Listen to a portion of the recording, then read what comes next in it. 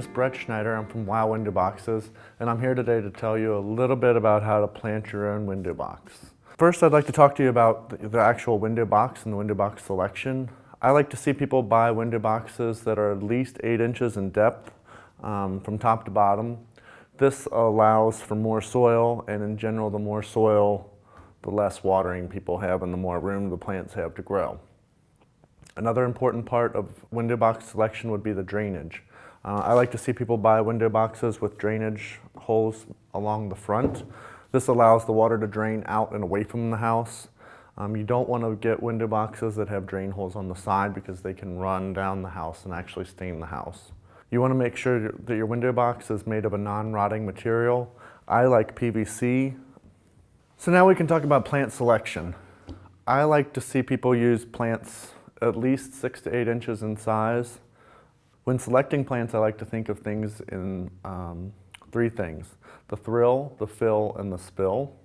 And if you keep those 3 things in mind and plant in ratios of 1/3 for each one, you can end up with a really nice window box design. The thrill would be the height. The fill would be any kind of mounding plant or any type of plant that's going to be in the middle. The spill is anything that's going to cascade over the front of your window box. Another important part of your window box design is soil selection. I like to use lightweight soil potting mixes with a lot of vermiculite in it. Another important part of your soil selection should be moisture control. If you don't have your window box on an irrigation system, I would highly recommend some type of moisture control soil to help retain moisture. Another important part of window box planting would be your time-release fertilizer. The window boxes in general, they don't have very much soil to grow in, so in order to keep your plants blooming and looking nice, you want to select a time-release fertilizer. I like to use Osmocote. This particular variety is a 3 to 6 month variety, but it's readily available at any one of your local greenhouses or hardware stores. And then I guess the last thing we'll talk about is planting tips. I'll give you a few tips on how to make sure that your window box looks the best that it can. First, you'll want to lay out your window box. In general, I like to plant my window boxes symmetrical, starting in the center with some of your biggest thrill plants, and then work from the center out.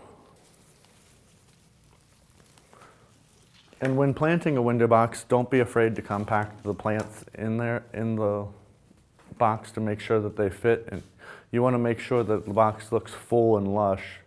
For fall planters, I also like to use some decorative accents. In this window box, we're going to use a pumpkin. And then lastly, you just want to make sure that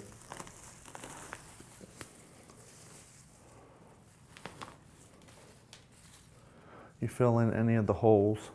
And when you're planting at home, you'll obviously be planting from the front of the box, so you'll be able to see any holes that are existing and fill those in as you're going. Lastly, you can just go through and sort of fluff out your plants.